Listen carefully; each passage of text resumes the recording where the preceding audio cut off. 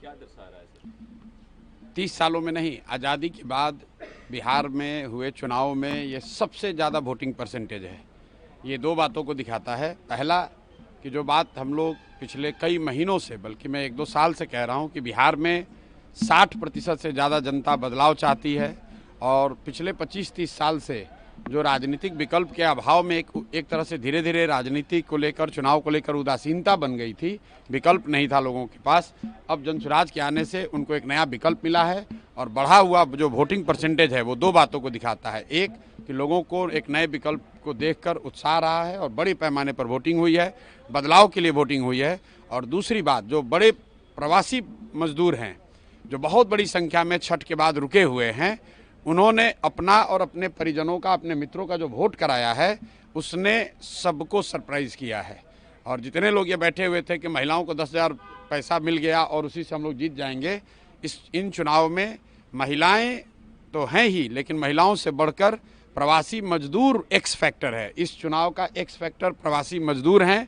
वो क्या कर रहे हैं, वो अपने दोस्तों, मित्रों, परिवार वालों से कैसे वोट करा रहे हैं, इसी से बिहार का चुनाव तय होगा। तो सर, जनसुराज कितना कॉन्फिडेंट है अपनी जीत को लेकर के? कितनी सीट? जनसुराज बिल्कुल कॉन्फिडेंट है कि 14 तारीख को आप देखेंगे इतिहास लिखा जाएगा। बड़े बड़े पंडित, कोई ये नहीं बता रहा था कि जनसुराज इस बार इतने बड़े पैमाने पर वोटिंग होगी। और ये आकलन लोग कर रहे हैं, 2 करोड़ 10 लाख से ज़्यादा लोगों ने वोट करा है। कोई आकलन, कोई पत्रकार, कोई असेसमेंट करने वाला आदमी कितने लोगों से मिला होगा? कल लोग बैठे बैठे 10-15 लोगों से फ़ोन करके अपना हवा बता रहे हैं कि किसने किसको वोट दिया। किसी को जानकारी नहीं है। जब 14 तारीख को काउंटिंग होगी तभी पता चलेगा कि 2 करोड़ से ज़्यादा लोगों ने किसको वोट दिया है सबसे ज़्यादा मात्रा में। जो हम लोग देख रहे हैं कि जो प्रवासी मजदूर है वो बदलाव चाहते हैं और बहुत एग्रेसिव होकर उन लोगों ने वोटिंग किया और कराया है। सर, बिहार के डिप्टी सीएम अपने ही प्रशासन पर धिक्कार रहे हैं, धिक्कार है इसे प्रशासन पे, क्या कहेंगे? वोटिंग के समय उन्होंने अपने और अपने सरकार का चाल चरित्र, चेहरा, उस पर मुहर लगाई है कि यहाँ पर कोई सुरक्षित नहीं है, कानून का राज नहीं है, जिसकी लाठी उसकी भैंस। और जो बात यहाँ अभी तक पब्लिक झेल रही थी, चुनाव के दौरान नेता और मंत्री वो चीज़ झेल रहे हैं। आरजेडी के भी एक विधायक और पुलिस को धमका रहे हैं, एक दूसरे का बाल नोचेंगे, ऐसा पीएम मोदी कह रहे हैं। भाई, वो बाल नोचेंगे कि सर नोचेंगे ये उनका काम है। मैं इतना जानता हूँ कि बिहार की जनता ने कल के वोटिंग में दिखाया है कि उनके पास जब विकल्प एक मिल गया तो उन्होंने बढ़ चढ़ के वोटिंग में, लोकतंत्र के इस पर्व में हिस्सा लिया है।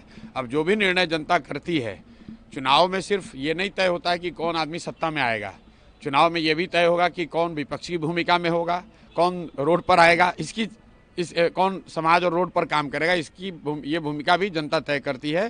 तो अब 3 दिन रह गए हैं, ज़्यादा स्पेकुलेशन का समय नहीं है। एक ही बात कल दिखा कि बहुत बड़े पैमाने पर वोटिंग हुई है। ये वोटिंग दिखाता है कि एकदम क्लोज कॉन्टेस्ट है, लड़ाई है, हर सीट पर, हर बूथ पे, हर गांव में लड़ाई है और लोगों के पास विकल्प है। जनसुराज की सबसे बड़ी सफलता यही है कि लोगों के पास एक विकल्प है।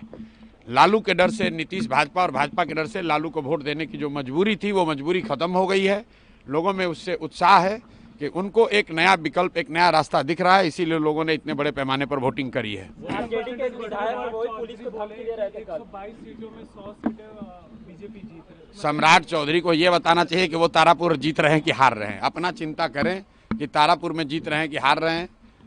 सम्राट चौधरी जैसे नेता कभी नीतीश कुमार को लेकर गए, कभी राजनाथ सिंह जी को लेकर गए, इतना डरे हुए हैं खुद चुनाव जीतने के लिए। अपने जितने एनडीए के बड़े नेता हैं सबका जाकर मीटिंग्स, रैली करा रहे हैं। अगर इतने ही कॉन्फिडेंट हैं तो बाकी लोगों को रैली कराने की क्या जरूरत थी? खुद ही जीत जाते, अपने काम के आधार पर जीत जाते। उन्होंने कहा है कि जो रोजगार के मुद्दे पे हैं, युवाओं ने बढ़ चढ़ के वोट दिया आरजेडी और गठबंधन। देखिए, तेजस्वी यादव कब कॉन्फिडेंट नहीं थे कि कल कॉन्फिडेंट दिखे आपको? ये लोग तो चुनाव के 6 महीना पहले, साल भर पहले ही कॉन्फिडेंट है कि हम ही मुख्यमंत्री बनेंगे। तो ऐसे लोग जिनको अपनी कोई जानकारी है नहीं, ज़मीन पर घर से बाहर निकले, पार्टी के दम पर, जाति के दम पर या भाजपा विरोध के नाम पर भीड़ इकट्ठा हुई, गए 2 मिनट भाषण वाषण किया, घर पर चले आए, उनको क्या जानकारी है कि गांव में निचले स्तर पर क्या बात हो रही है? आप मुझे, जितने पत्रकार लोग हैं, ये बताइए कि किसी मीडिया चैनल ने, किसी पत्रकार ने, किसी राजनीतिक विशेषज्ञ ने, किसी पार्टी ने अगर ये कहा हो, किसी नेता ने कहा हो कि बिहार में इस बार अप्रत्याशित वोटिंग होने वाली है? किसी ने नहीं कहा है। और ऐसा नहीं है कि महिलाओं का वोटिंग ज़्यादा हुआ है। पहली बार बिहार में युवाओं की वोटिंग सबसे ज़्यादा हुई है, सबसे ज़्यादा एग्रेसिव होकर युवा वोट किया है। तो अगर युवा वोट कर रहा है तो अपने भविष्य के लिए वोट कर रहा है, बिहार में बदलाव के लिए वोट कर रहा है, बेहतरी के लिए वोट कर रहा है।